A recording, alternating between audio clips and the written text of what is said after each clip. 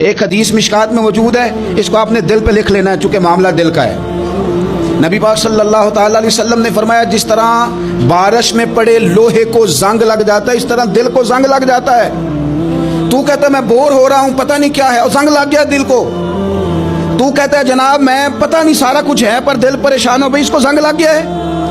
ہم کہتے ہیں یار پتہ نہیں کیا بات ہے پریشانی ہو بھئی دل کو زنگ لگ گیا ہے۔ کریم فرمانے لگے جس طرح بارش میں پڑے لوہے کو زنگ لگ جاتا ہے اس طرح دلوں کو بھی زنگ لگ جاتا ہے۔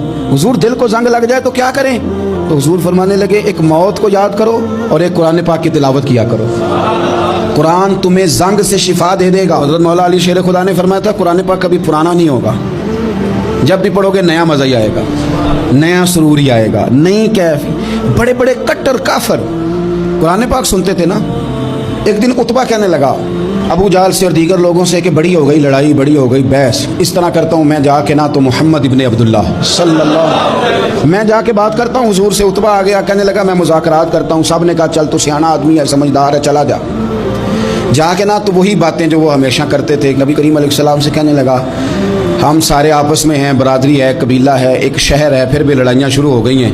جو آپ کا کلمہ پڑھتے ہیں وہ الگ ہو گئے، جو ہمارے معاذ اللہ طریقے پہ ہیں وہ الگ ہیں، تو کوئی بات چیت نہ کر لیں بیٹھ کے۔ تو حضور نے فرمایا کرو نا۔ کہنے لگا اگر آپ سرداری چاہتے ہیں تو ہم دیتے ہیں، اور اگر آپ مال و دولت چاہتے ہیں تو معاذ اللہ ہم دیتے ہیں، جو آپ کہتے ہیں ہم کرتے ہیں۔ وہ بڑی اس نے لمبی چوڑی تقریر کی، جتنی آفرے گنا سکتا تھا گنوائی۔ کریم خاموش رہے۔ جب اس کی بات پوری ہو گئی تو حضور فرمانے لگے میں بھی کچھ بولوں؟ کہنے لگا بولیں۔ میرے نبی پاک نے قرآن پاک پڑھنا شروع کر دیا، چند آیتیں پڑھی، کھڑا تھا بیٹھ گیا، پھر اٹھ پڑا، کبھی ادھر جاتا ہے کبھی ادھر آتا ہے۔ حضور نے تلاوت ختم کی، کہا کوئی بات کرنی ہے؟ کہنے لگا نہیں مجھے اجازت دے دے۔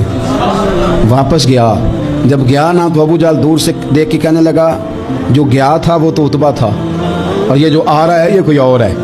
حضرت صدیق اکبر نا اپنے گھر کے سین میں بیٹھ کے قرآن پاک پڑھتے تھے تو رویا کرتے تھے، روتے تھے۔ مکے کے کچھ سردار اکٹھے ہو کے نبی کریم کی بارگاہ میں گئے، کہنے لگے ایک تو صدیق اکبر کو منع کریں کہ قرآن اونچا نہ پڑھا کریں، اور اگر اونچا پڑھنا ہے تو پھر ان سے کہیں پڑھ کے رویا نہ کرے۔ حضور نے فرمایا اپنے گھر میں بیٹھ کے پڑھتا ہے روتا ہے تمہیں کیا ہے؟ یا رسول اللہ یہ ابو بکر صدیق جب قرآن پاک کی تلاوت کر کے روتے ہیں نا تو ہماری بچیاں بھی رونے لگتی ہیں، ہماری عورتیں گھر کا کام کاج چھوڑ کے تو صدیق اکبر کے دروازے پہ کھڑی ہو کے روتی رہتی ہیں۔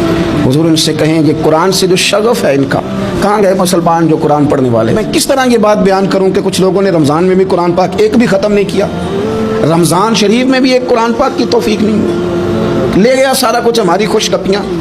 کمال ہو گئی، ہم نے سوچا ہی نہیں، فکر ہی نہیں کی۔ لوگ کہتے ہیں میں بوڑھا ہو گیا ہوں، زبان موٹی ہو گئی ہے، قرآن کیسے سیکھوں؟ 38.5 سال کی عمر میں کلمہ پڑھا حضرت صدیق اکبر نے۔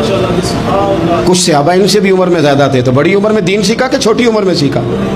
ہمیں کیا ہو گیا ہے؟ قرآن پاک کی طرف توجہ کرو۔ میرے نبی پاک علیہ السلام نے فرمایا اس قرآن کی برکت سے اللہ قوموں کو عروج عطا کرے گا، اس کی برکت سے ہی قوموں کو زوال ہوگا۔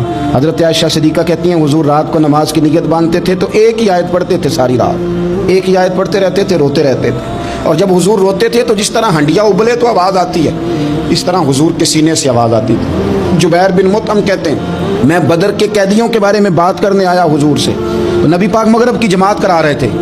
جب میں مدینے پہنچا تو مسجد نبوی کے باہر کھڑے ہو کے میں نے حضور کی تلاوت سنی۔ فرماتے ہیں بس میں تو بات کرنے آیا تھا نا، تو وہ آیتیں سنی تو مجھے یوں لگا مجھ پہ بجلیاں گر رہی ہیں۔ کون ہے جو میرے دل کے کفر اور کفل دھو رہا ہے؟ بس قرآن سنتا گیا اور رب مجھے ایمان کی توفیق عطا فرماتا گیا۔ میں نے کلمہ پڑھ لیا، مسلمان، قرآن ہی ہمارے ہر مسئلے کا حل ہے۔